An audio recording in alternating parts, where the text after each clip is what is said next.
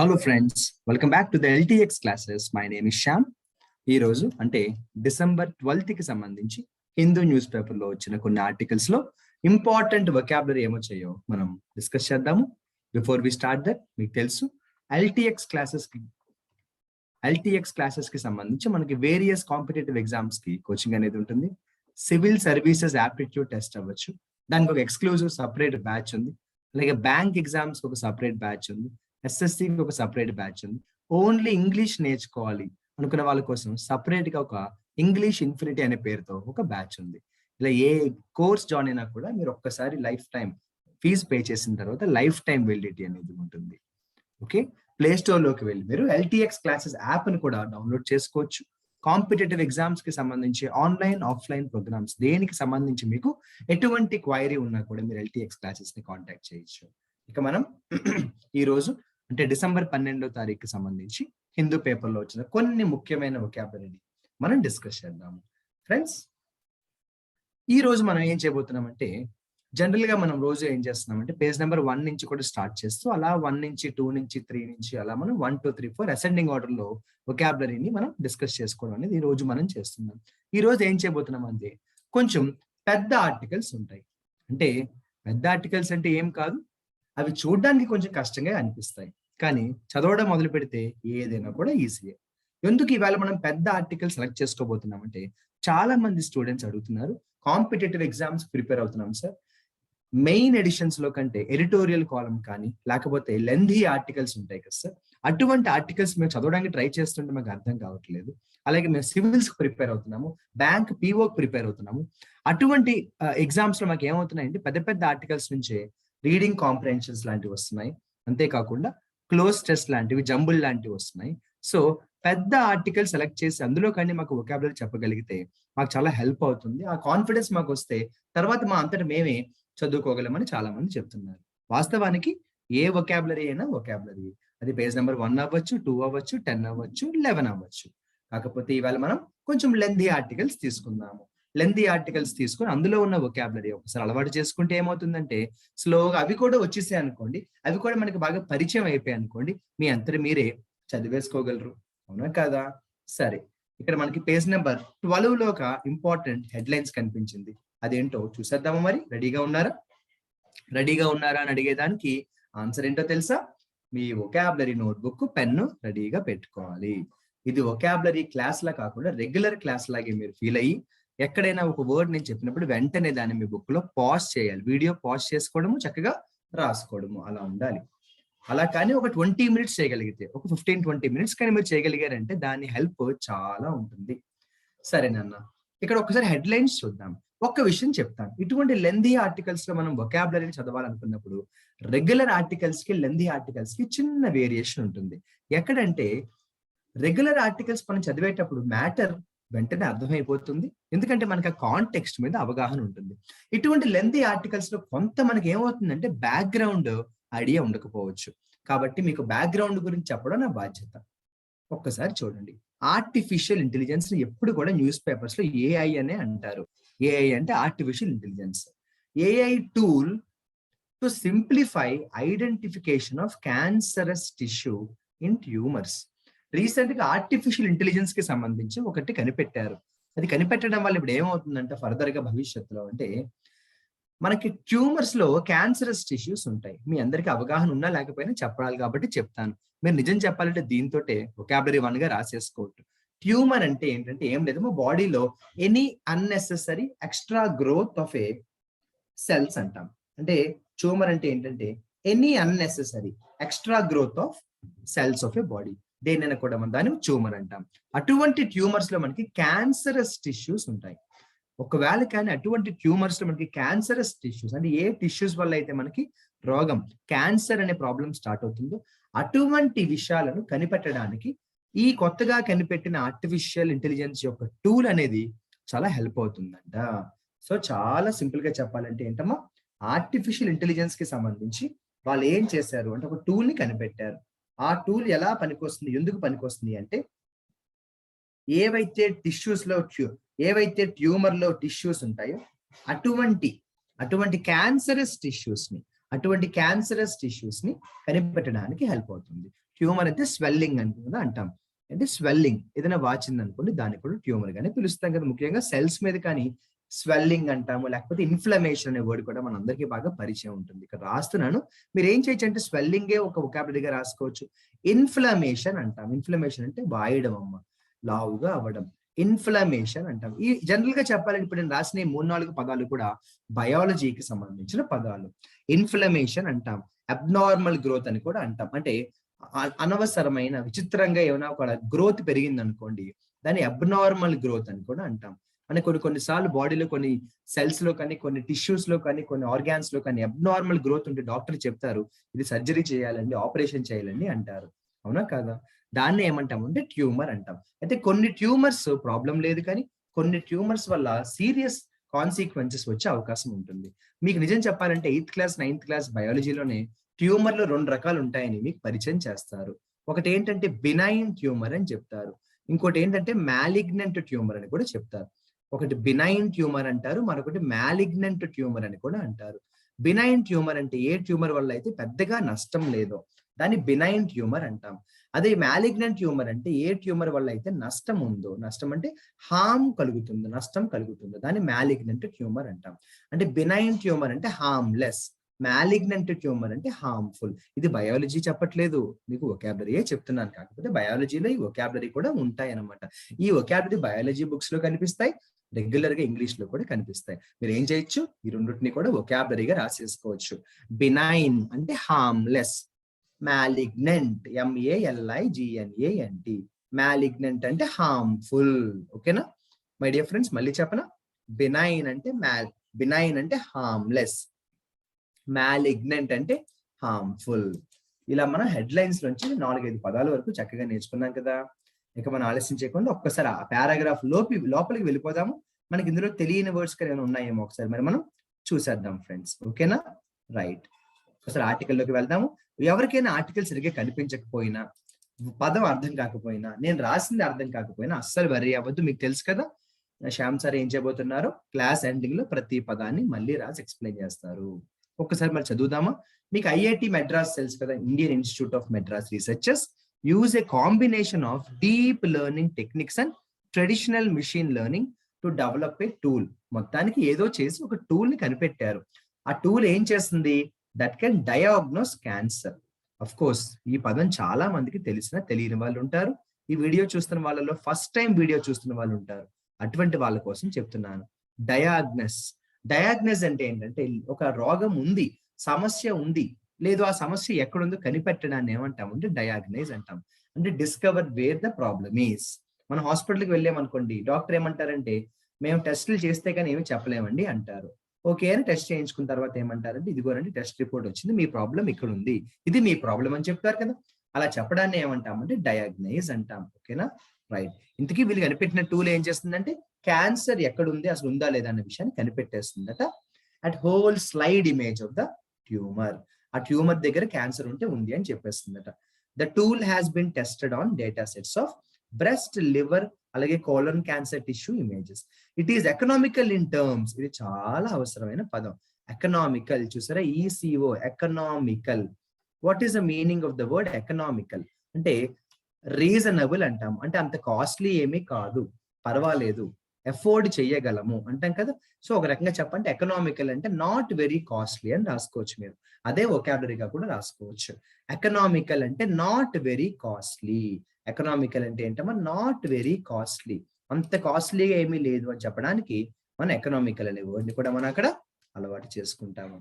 ఇక next కాలంలోకి, next paragraph లోకి వస్తే డిజిటల్ హిస్టోపెథాలజీ అన్నారు. ఇవన్నీ కూడా పూర్తిగా మెడిసిన్ లేదా బయాలజీకి సంబంధించిన పదాలు. మనకి అది అవసరం లేదు, కానీ ఇక్కడ చూడండి.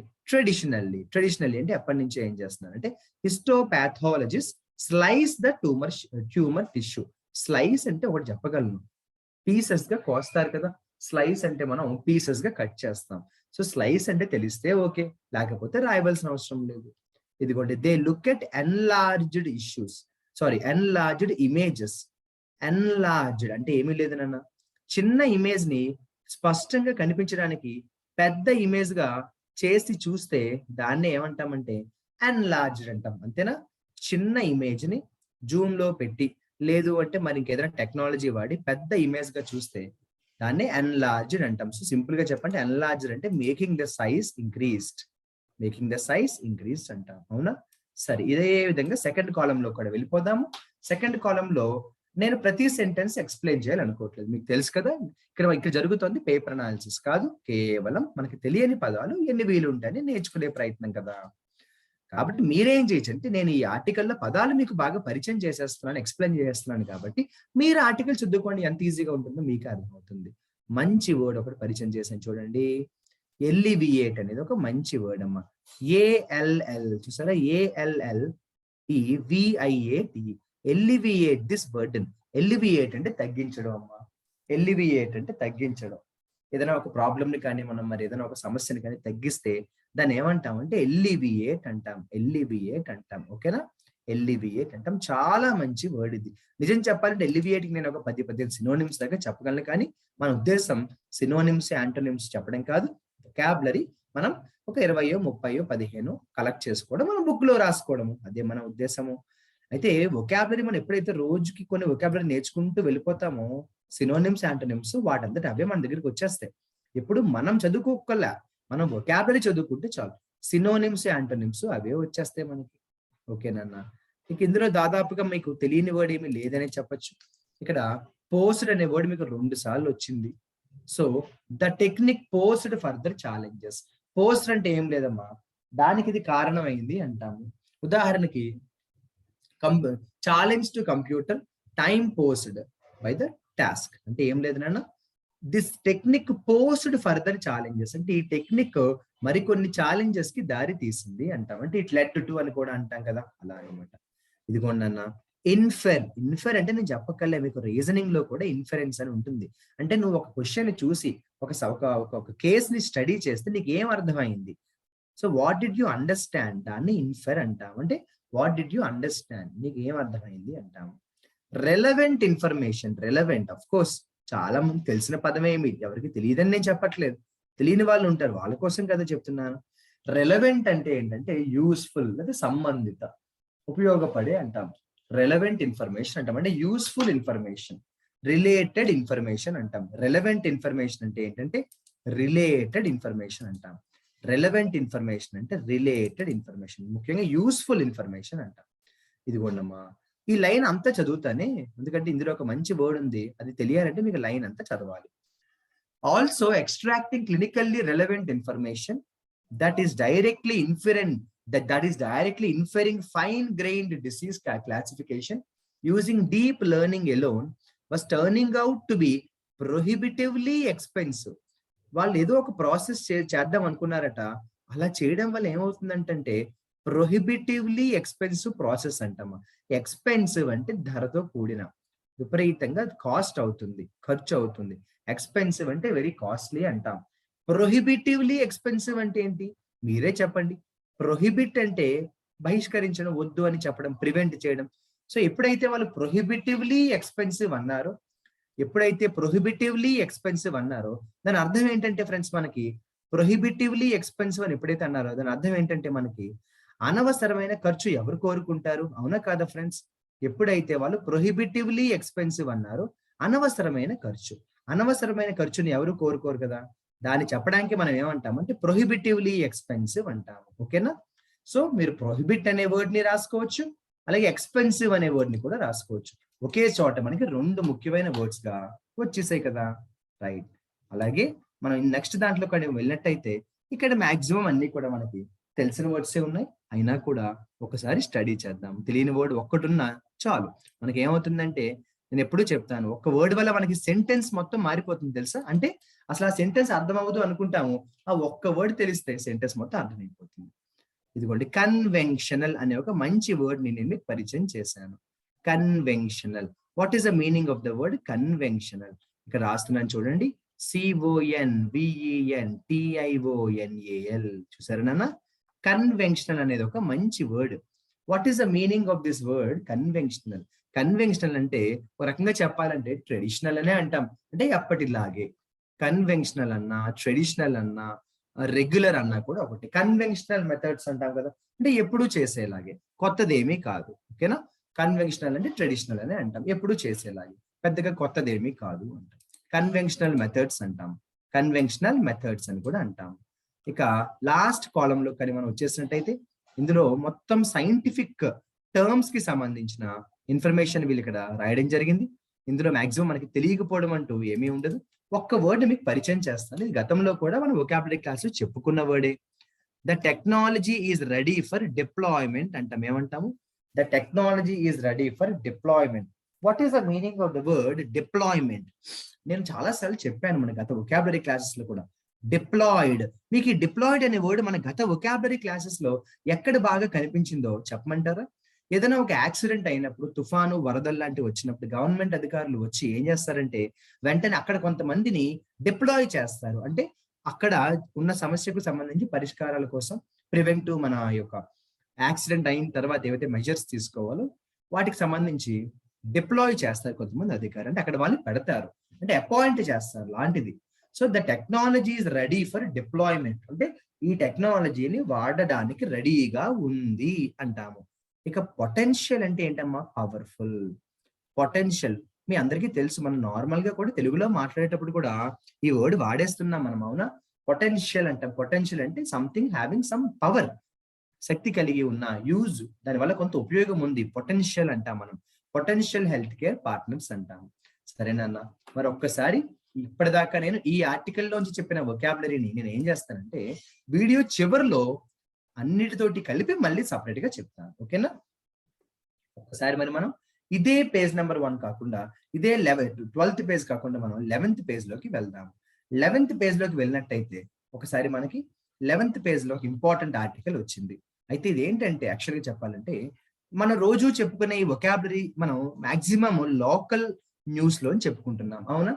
ఉదాహరణకి మనకి విశాఖపట్నంలో ఏం జరిగింది, సికింద్రాబాద్ లో ఏం జరిగింది, లేదంటే రకరకాల లోకల్ ఏరియాస్ లో ఏం జరిగిందో మనం చెప్పుకుంటాం. ఎక్కువ ఆర్టికల్స్ అటువంటివి సెలెక్ట్ చేసుకుంటున్నాం. ఈ రోజు మనం చూసినట్టయితే ఆర్టికల్స్ అన్ని కూడా కొంచెం లెంథీ సెలెక్ట్ చేసుకుంటున్నాము. అలాగే వేరే వేరే దేశాల్లో జరిగిన విషయాలు కూడా మనం చూస్తున్నాం. మీకు తెలుసు కదా, పేజ్ నెంబర్ 11, 12 ఎక్కువ నేషనల్, ఇంటర్నేషనల్ అఫైర్స్ కనిపిస్తాయి. ఇదిగోండి ఫ్రెండ్స్, చూడండి. At least 70 dead in Kentucky after storms. అంటే ఒక భయంకరమైన స్టార్మ్ వచ్చిన తర్వాత సుమారుగా 70 మంది చనిపోయారట. సుమారుగా 70 మంది చనిపోయారట. అయితే ఇది ఒక ట్రాజిడీకి సంబంధించి. మీలో ఎవరికైనా కూడా ఫ్రెండ్స్ ట్రాజిడీ అనే వర్డ్ తెలియకపోతే మీరు అది కూడా రాసేసుకోవచ్చు. ట్రాజిడీ అంటే చాలా బాధకు సంబంధించి. సో ఇక నేను రాస్తున్నాను, ట్రాజిడీ అంటే విపరీతమైన బాధ. జనరల్ గా ఏంటంటే ఇటువంటి యాక్సిడెంట్స్ అవి అయినప్పుడు మనకి ట్రాజిడీ అనే వర్డ్ కనిపిస్తూ ఉంటుంది. ట్రాజిడీ అనే వర్డ్ కనిపిస్తూ ఉంటుంది. ఇక్కడ ఏమన్నారో చూడండి. టార్నెడోస్ రిప్ త్రూ. ఇదిగోండి, ఇదే మంచి వొకాబులరీ, మీరు దీన్నే రాసుకోవాలి. రిప్ through, RIP, rip, THROUGH, through. టార్నెడోస్ rip through at least 5 US states, 110 people trapped in Amazon warehouse. చూసారా? టార్నెడోస్ రిప్ త్రూ అట్లీస్ట్ 5 US states, సుమారుగా 5 అమెరికా రాష్ట్రాల్లో టార్నెడో బీభత్సం చేసింది. మరి శ్యామ్ సార్ రిప్ త్రూ అంటే ఏంటి sir? R I P, rip, THROUGH. What is the meaning of the expression rip through? Rip through అంటే ఏంటి అంటే ఏం లేదనన్నా చాలా ఎక్కువ వేగంతో ప్రయాణించడం. ఉదాహరణకి ఇంగ్లీష్ లో ఏం చెప్తామంటే టు మూవ్ వెరీ పవర్ఫుల్లీ అంటాం. To move very fast and very powerfully through a place. అది ప్లేస్ అవ్వచ్చు, బిల్డింగ్ అవ్వచ్చు, దేనైనా మొత్తానికి నాశనం చేసేస్తుంది. రిప్ త్రూ అంటే నాశనం చేసేసింది అంటాం. 111 మంది జనాలు ఇరుక్కుపోయారట, ఆ బీభత్సంలో చనిపోయారట. ఒక్కసారి ఇందులోకి వెళ్ళి ఏమైనా మనకి తెలియని వొకాబులరీ ఉంటే చూసేద్దాము. ఆల్రెడీ హెడ్ లైన్స్ లోనే మనకి రిప్ త్రూ అనే వర్డ్ వచ్చింది కాబట్టి ఇందులో మనకి తెలియని వర్డ్స్ ఏమైనా ఉంటే ఒకసారి స్టడీ చేసేద్దాము. Kentucky's governor said at least 70 people may have died in the state and the toll was climbing. అదిగోండి, మనం గతంలో కూడా చాలా సార్లు చెప్పుకున్నాం. ఇప్పటికే 70 మంది చనిపోయారని తెలిసింది. ఈ టోల్ ఇంకా పెరుగుతోందని అనుమానంగా ఉంది. టోల్ అంటే ఏంటో చెప్పాను, నిన్న వొకాబులరీలో కూడా వచ్చింది ఎక్కడో మనకి. టోల్ అంటే సంఖ్య, క్వాంటిటీ. అంటే ఆల్రెడీ మనకి 70 మంది చనిపోయారు, ఈ యొక్క సంఖ్య ఇంకా పెరుగుతోంది, టోల్ ఇంకా పెరుగుతోంది అంటాం. టోల్ అంటే క్వాంటిటీ అనమాట. ఇదిగోండి, రిప్పుడు త్రూ అంటాం. మనం ఏమంటాము? రిప్పుడు త్రూ అంటాం. రిప్ త్రూ అంటే ఇప్పుడే చెప్పాను కదా ఫ్రెండ్స్, బీభత్సం చేయడం, చాలా శరవేగంగా వచ్చి బీభత్సం చేయడం. డివాస్టేషన్, ఎస్, డివాస్టేషన్ అంటే బీభత్సం, వినాశనం. డివాస్టేషన్ అంటే డిస్ట్రాయ్ అనమాట. జనరల్ గా డివాస్టేషన్ అనేది భయంకరమైన వరదలకు, భయంకరమైన వర్షాలకు, భూకంపాలకు, ఈ టార్నాడోస్ ఇటువంటి వాటికి వాడతాం మనం. భయంకరమైన బీభత్సం కానీ సృష్టిస్తే దాన్ని ఏమంటామంటే ఫ్రెండ్స్ మనం డివాస్టేషన్ అంటాం. డివాస్టేషన్ అంటే భయంకరమైన ఒక విపత్తు లాంటిది అనమాట. మీరు గమనిస్తే డివాస్టేషన్ అనే పదం మళ్ళీ ఇక్కడ కూడా కనిపించింది చూడండి. డివాస్టేటింగ్ టార్నాడో అన్నారు చూసారా. This has been the most devastating tornado అన్నారు చూసారా.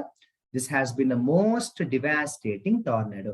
అతి భయంకరమైన టార్నాడోగా దీన్ని మనం చెప్తున్నాము. This has been the most devastating tornado అన్నారు. అవునా కదా? అంటే ఎంతో బీభత్సాన్ని సృష్టించింది. ఒక్కసారి మనం ఇదే నెక్స్ట్ లో కానీ వెళ్ళినట్టయితే ఏమైనా ఉన్నాయేమో చూద్దామా. ద స్టార్మ్స్, నేను చదువుతున్నాను, మీరు కూడా కేర్ఫుల్ గా ఫాలో అవ్వండి. The storms hit A candle factory. ఇంకా అక్కడి నుంచి కూడా చూసుకున్నట్టయితే రకరకాల ప్రదేశాల్లో ఎక్కడెక్కడ ఇబ్బంది కలిగింది, ఏ ఏ అంతస్తులు, ఏ ఏ బిల్డింగ్స్ బాగా దెబ్బతిన్నాయి అన్న విషయంపై వాళ్ళు రాశారు. ఇన్ఫర్మేషన్ మనం తర్వాతైనా చదువుదాము. ఇక్కడ వొకాబులరీ కోసం కదా మనం చూస్తున్నాము. లాస్ట్ కాలంకి వచ్చేస్తే లాస్ట్ కాలంలో కూడా మాక్సిమం అన్ని కూడా మనకి తెలిసిన నెంబర్లే, తెలిసిన వొకాబులరీ ఉంది. ఒక్క పదం మాత్రం పరిచయం చేస్తున్నాను, తెలిస్తే ఓకే నన్ను. అన్డిటర్మైండ్ అన్నారు. అన్డిటర్మైండ్ నెంబర్ అంటే ఎంత మంది గురించి మాట్లాడుతున్నారో కరెక్ట్ గా తెలియదు అని అర్థం. ఏం లేదు నాన్న, డిటర్మైండ్ అంటే డిటర్మైన్ చేయొచ్చు, స్పష్టంగా చెప్పచ్చు. అన్డిటర్మైండ్ అంటే తెలియదు, కరెక్ట్ గా సంఖ్య తెలియదు అంటే అన్నోన్ అంటాం, నాట్ క్లియర్ అంటాం. అన్నోన్ అంటాం, నాట్ క్లియర్ అంటాము. ఇక ఈ వర్డ్ మీ అందరికి రోజు ఎక్కడో అక్కడ మనం డిస్కస్ చేసుకుంటూనే ఉన్నాము. రెస్క్యూ చూసారా, రెస్క్యూ, RESCUE. రెస్క్యూ అంటే ఏంటంటే మనం ఎవరిదైనా ప్రాణాలు కానీ కాపాడడాన్ని రెస్క్యూ అంటాం కదా. వెంటనే ఏమవుతుంది, డిఫరెంట్ గవర్నమెంట్ ఆఫీసర్స్ ఏం చేస్తారు, రెస్క్యూ ఆపరేషన్స్ మొదలు పెట్టేస్తారు కదా. చూసుకోండి, రెస్క్యూ ఎఫర్ట్స్ వర్ కాంప్లికేటెడ్. రెస్క్యూ ఎఫర్ట్స్ చేయడం కష్టంతో కూడిన పని అట. ఎందుకంటే అని కొన్ని కారణాలు చెప్తున్నారు. మనకు ఆ కారణాలు తర్వాత చదువుతాము. ఇందులో వొకాబులరీ మాక్సిమం మనం ఈ ఆర్టికల్ నుంచి ఏమున్నాయో అన్ని కూడా చదువుకోవడం జరిగింది. మీరు చూస్తే ఈ పారాగ్రాఫ్ లో ఈ రిప్డ్ ఆఫ్ అనే ఎక్స్ప్రెషన్ 5-6 సార్లు యూజ్ చేసేసారా. Ripped off, the building was ripped off, some American states were ripped off అంటాం. రిప్డ్ ఆఫ్ చూసారా, the roof of the building was ripped off అన్నాం. అంటే వాల్ కొలాప్స్డ్, ఎగిరిపోయింది, బీభత్సంలో ఒక భాగం అయిపోయింది, చాలా దెబ్బతింది అంటాం మనం ఫ్రెండ్స్. అవునా? ఇదే పేజ్ నెంబర్ 1 లో కానీ మనం చూసినట్టయితే, ఇక్కడ మీకు అంతర్జాతీయ రిలేషన్స్, ఇంటర్నేషనల్ రిలేషన్స్ కి సంబంధించి మీకు ఒక హెడ్లైన్స్ కనిపించింది. ఇటువంటి ఆర్టికల్స్ జనరల్ గా చదవడానికి కష్టంగా అనిపిస్తాయి. అలా అనిపించడానికి రీజన్ 2 కారణాలు ఉంటాయి. ఒకటి, నాకు అసలు ఆ సబ్జెక్ట్ మీద ఎటువంటి ఐడియా లేదనుకోండి. అసలు G7 అంటే ఏంటి, రీసెంట్ గా ఏమైనా జరిగిందా, అసలు G7 లో ఏ కంట్రీస్ ఉంటాయి, రీసెంట్ గా వాటికి సంబంధించి వార్తల్లోకి ఎందుకు వచ్చాయి, ఇటువంటి బ్యాక్గ్రౌండ్ స్టోరీ తెలియకపోతే నేను చదివిన అర్థం కాదు. బట్ మెయిన్ గా అర్థం అవ్వకపోవడానికి రీజన్ తెలుసా, ఇంగ్లీష్ వొకాబులరీ తెలియకపోవడం. ఎప్పుడు గుర్తుపెట్టుకోండి, పెద్ద ఆర్టికల్స్ అర్థం కాకపోవడానికి మేజర్ గా 70% రీజన్ ఏంటంటే ఇంగ్లీష్ సరిగ్గా రాకపోవడం. 30% ఏంటంటే నాకు ఆ కాంటెక్స్ట్, అసలు ఆ సందర్భం, ఆ కరెంట్ అఫైర్స్ నాకు అసలు బొత్తిగా తెలియకపోవడం. 2 కారణాలే. ఒక్కసారి ఇందులో ఉన్న వొకాబులరీ నేను చెప్తాను. మీరు చక్కగా ఎవరైతే ముఖ్యంగా ఈ వీడియో చూస్తున్న వారిలో ఎవరైతే పోటీ పరీక్షలకు ప్రిపేర్ అవుతున్నారో, బ్యాంక్ PO లాంటి ఎగ్జామ్స్, సివిల్ సర్వీసెస్ అని ప్రిపేర్ అవుతున్నారు, మీరు ఇప్పుడు పదాలు నేను మీకు చెప్పేసిన తర్వాత చదవండి, ఎంత ఈజీగా ఉంటుందో చూద్దాం. ఇదిగోండి, G7 puts up united front against Russia. రష్యాకి వ్యతిరేకంగా G7 ఏం చేసిందంటే ఒక యునైటెడ్ ఫ్రంట్ ని తయారు చేసి పెట్టింది. అంటే రష్యా వర్సెస్ G7 అని అనుకోవచ్చా మనం? ఓకే, రష్యాకి అగెయిన్స్ట్ గా G7 యునైటెడ్ ఫ్రంట్ అంటే ఏంటమ్మా, చాలా మంది కలిసి ఒక గుంపుగా తయారయ్యారు అనుకోండి, దాన్నే కదా మనం యునైటెడ్ ఫ్రంట్ అంటాం. అంతకంటే ఏమీ లేదు. ఒక్కసారి చూద్దామా మనం. At foreign ministers meet hosted by Britain. ఏదైతే బ్రిటన్ రీసెంట్ గా ఈ మీట్ అంటే ఈ సమ్మిట్ హోస్ట్ చేసిందో, డెలిగేట్స్ వో a strong stands with respect to Ukraine. చూసారా, 2 పదాలు వచ్చాయి మనకి. VOW అంటే గట్టిగా అనుకున్నారు.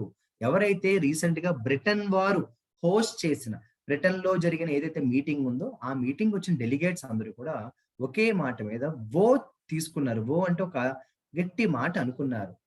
ఏమనుకున్నారంటే స్ట్రాంగ్ స్టాండ్స్ అంటే అభిప్రాయం, నీ స్టాండ్ ఏంటి అంటాం కదా, మనం మామూలుగా అంటాం, ఒరే నాకు అర్థం కావట్లేదు ఈ మ్యాటర్ లో నీ స్టాండ్ ఏంటి, నువ్వు సపోర్ట్ చేస్తున్నావా అపోజ్ చేస్తున్నావా అంటాం కదా. అసలు నువ్వు స్టాండ్ ఏంటి, నువ్వు ఏదైనా స్టాండ్ తీసుకున్నావా లేదా అంటాం కదా. అలా మీరు 2 వర్డ్స్ రాసుకోవచ్చు, వో అలాగే స్టాండ్స్. వో అంటే గట్టిగా అనుకోవడం, రిజల్యూట్ అని కూడా అంటాం దాన్ని. స్టాండ్స్ అంటే నీ యొక్క అభిప్రాయం ఏమిటి అంటాం. విత్ రెస్పెక్ట్ టు యుక్రెయిన్, చూసారా, యుక్రెయిన్ కి సంబంధించి వీళ్ళందరూ కూడా ఒకే మాట మీద ఒక మాటగా తీసుకున్నారు, బలంగా అనుకున్నారు, వో చేసుకున్నారు. వాళ్ళందరూ ఒకే స్టాండ్స్ మీద ఉన్నారు, రష్యాకి ఎగెయినిస్ట్ గా అని అర్థం అనమాట. మీరు వో అంటే రెజల్యూట్ అని కూడా అంటాం. ఏదైనా గట్టిగా అనుకున్నాం అనుకోండి, దాన్ని రెజల్యూట్ అంటాం. మీకు రెజల్యూట్ కొత్త పదం ఏం కాదు. మనం ప్రతి ఏడాది కూడా హ్యాపీ న్యూ ఇయర్ చెప్పుకునేప్పుడు చాలా మంది అంటారు కదా, నేను ఇవాళ నుంచి ఒక రెజల్యూషన్ తీసుకున్నాను, ఎర్లీ మార్నింగ్ లేవాలి, లేకపోతే అలా చేయాలి ఇలా చేయాలని. ఆ రెజల్యూషన్ తీసుకోవడాన్ని రెజల్యూట్ అని కూడా అంటాం. వో తీసుకోవడం అంటాం. మనం ఏమంటాం, వో తీసుకోవడం అంటాం. ఇక ఈ ఆర్టికల్లో కానీ మనం వెళ్ళిపోయినట్టయితే, నేను ఈ ఆర్టికల్లో ఇచ్చిన కంటెంట్ కాదు, మాక్సిమం మీకు నేను వొకాబులరీని పరిచయం చేస్తాను. ఒక్కసారి మనం జాగ్రత్తగా చూద్దాం ఫ్రెండ్స్. ఒక్కసారి ఈ ఆర్టికల్లో ఇచ్చిన వర్డ్స్ ని స్టడీ చేద్దాము. నేను మళ్ళీ చెప్తున్నాను, ఏదైనా ఒక పదం అర్థం కాకపోయినా కనిపించకపోయినా వర్రీ అవ్వద్దు, నేను అన్ని చివరిలో మళ్ళీ రాస్తాను. The world's wealthiest democracies on Saturday sat to present a sat అంటే ఏంటంటే, ఇప్పుడు అలా చెయ్యాలి అని అనుకోవడాన్ని ఏమన్నాం అంటే సీక్ అంటాము. సో సాట్ అంటే ఏంటంటే అలా చెయ్యాలి అని అనుకోవడం. సింపుల్ గా చెప్పాలి, డిసైడ్ అనుకోండి, ఈజీగా ఉంటుంది. సాట్ అంటే డిసైడ్ అనుకోండి, ఓకేనా. Sat to, decided to present united front against రష్యాకి వ్యతిరేకంగా వీళ్ళందరూ కూడా కలిసికట్టుగా ఉన్నారు. Russia against Russia aggression toward Ukraine as Britain hosted a meeting of foreign ministers. Russia ఏదైతే యుక్రెయిన్ కి వ్యతిరేకంగా పోరాటం చేస్తుందో, వీళ్ళందరూ యుక్రెయిన్ కి సపోర్ట్ గా నించుని రష్యాకి వ్యతిరేకంగా పోరాటం చేస్తున్నారట. అది మెయిన్ మనకున్న కాంటెక్స్ట్. ఇక్కడ మీకు సాట్ అనే వర్డ్ బాగా పేపర్ లో ఎక్కువ ఇస్తున్నారు, కాబట్టి సాట్ అనే వర్డ్ ని మీరు నెగ్లెక్ట్ చేయకుండా బాగా స్టడీ చేసుకోండి. మీరు కూడా స్టడీ చేయండి, ఎగ్జాంపుల్ సొంతంగా రాసుకోండి. The G7 meeting attended in person by US secretary. ఇంకా ఆ మీటింగ్ లో ఎవరెవరు వచ్చారు ఏంటో చెప్తూ ఎమిడ్ అనే వర్డ్ ని చాలా సార్లు పేపర్ లో రాస్తూ ఉంటారు. ఎమిడ్ అంటారమ్మా, AMID, ఎమిడ్ అంటారు. ఎమిడ్ అంటే మధ్యలో. ఎమిడ్ ఇంటర్నేషనల్ కన్సర్న్ అంటే సమస్య, ఇది ఒక అంతర్జాతీయ సమస్యగా అయిపోయింది.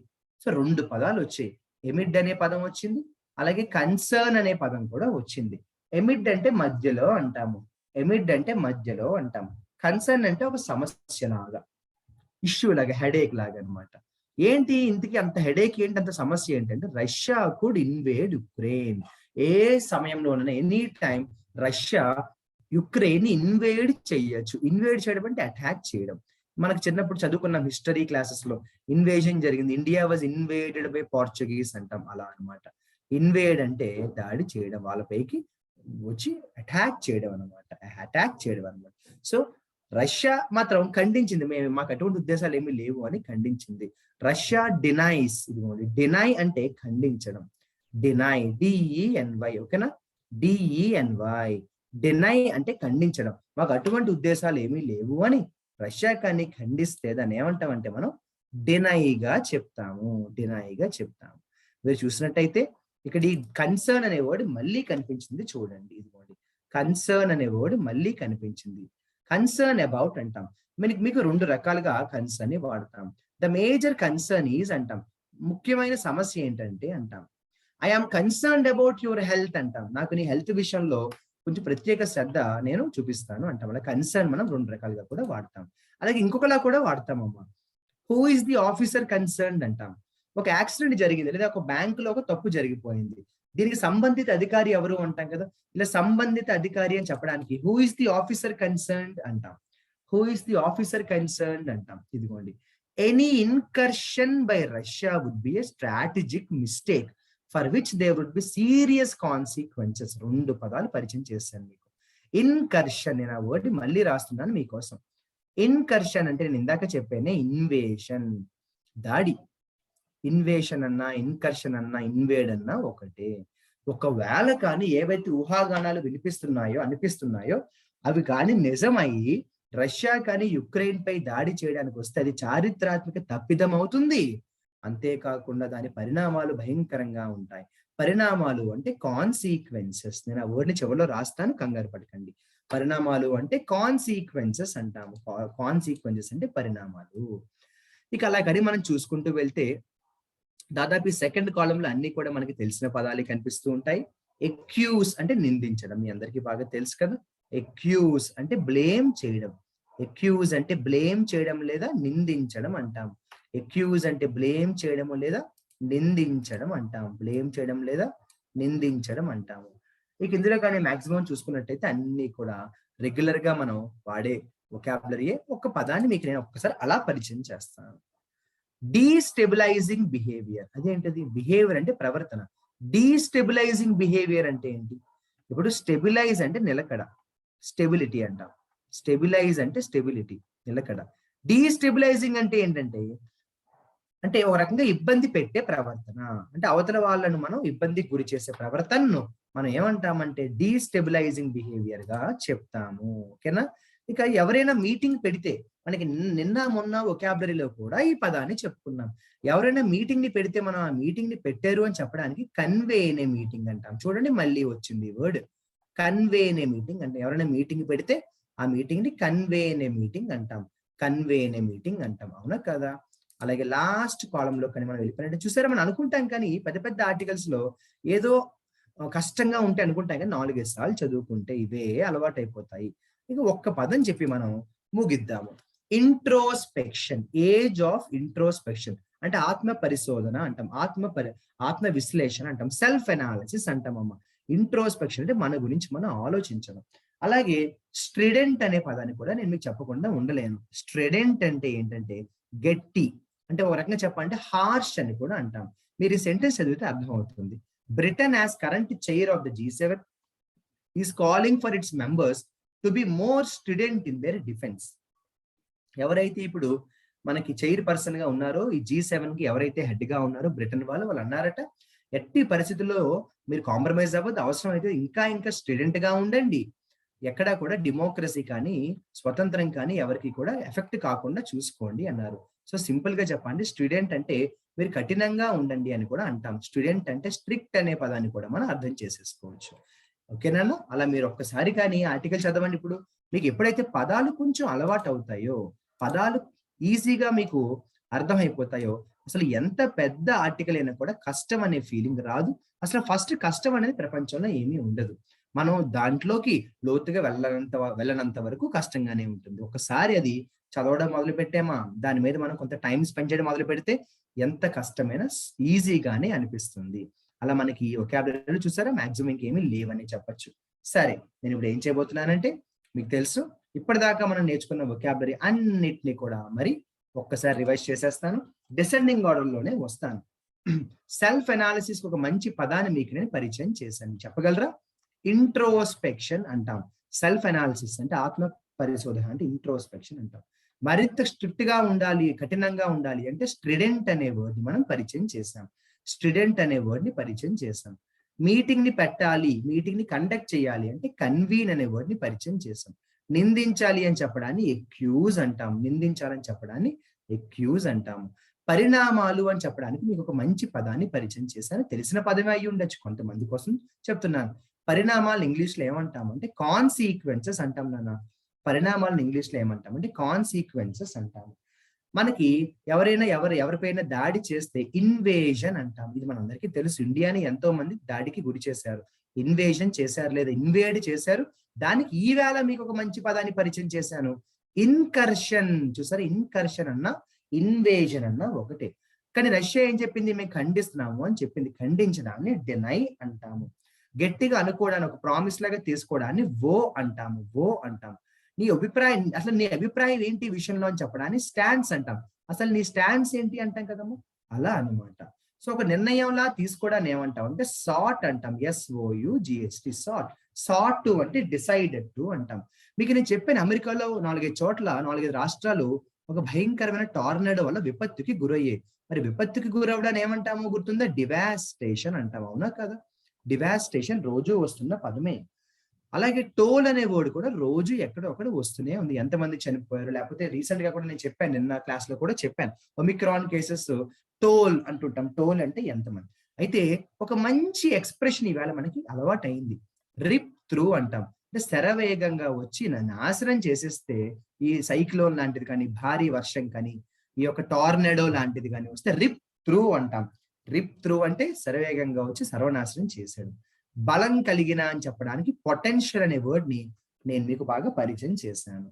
అలాగే రెగ్యులర్ గా అని చెప్పడానికి కన్వెన్షనల్ అంటాం. అంటే కొత్తగా ఏమీ కాదు, రెగ్యులర్ గా అంటే ఆర్థోడాక్స్, ట్రెడిషనల్ అని కూడా అంటాం. కన్వెన్షనల్ అనే పదాన్ని పరిచయం చేశాను. నీకు ఏమర్థమైంది అని చెప్పడాన్ని ఇన్ఫెర్ అంట. నేను చెప్పాను రీజనింగ్ లో కూడా మీకు ఇన్ఫరెన్స్ అంట. స్టేట్ ఇన్ఫెర్ అంటే ఏంటంటే మనకి ఏమర్థమైంది అంటాం.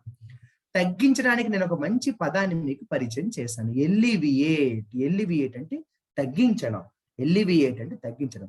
చిన్నగా ఉన్నదాన్ని మనం పెద్దగా చూసి, పెద్దగా చేసి చూడడాన్ని ఏమంటామంటే ఎన్లార్జ్డ్ అంటాం.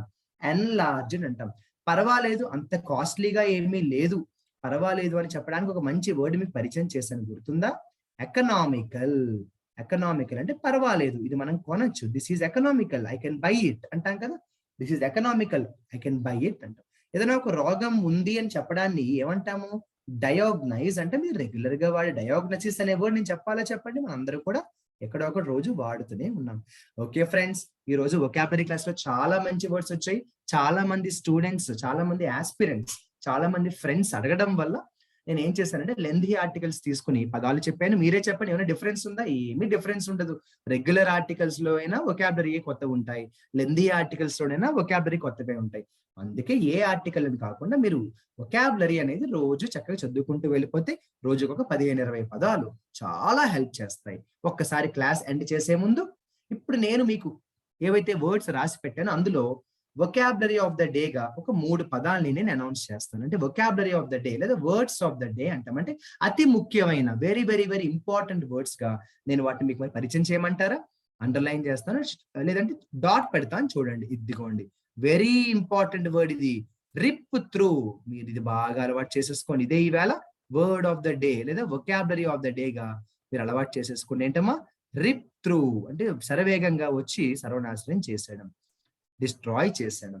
అలాగే మరొక వర్డ్ చెప్పనా? Word of the day incursion అంటే దాడి చేయడం, ఇన్వేడ్ చేయడం. ఒక దేశం ఇంకో దేశంపై ఇన్వేడ్ చేస్తే దాన్ని ఇన్కర్షన్ అంటాం. ఇన్కర్షన్ అంటే దాడి చేయడం. మరి ఇంకొక వర్డ్ ఆఫ్ ద డే చెప్పమంటారా? ఎల్లివియేట్. చూసారా? ఎల్లివియేట్ అంటే డిక్రీజ్. ఇలా మంచి వర్డ్స్ మనకి ఈ రోజు కనిపించాయి.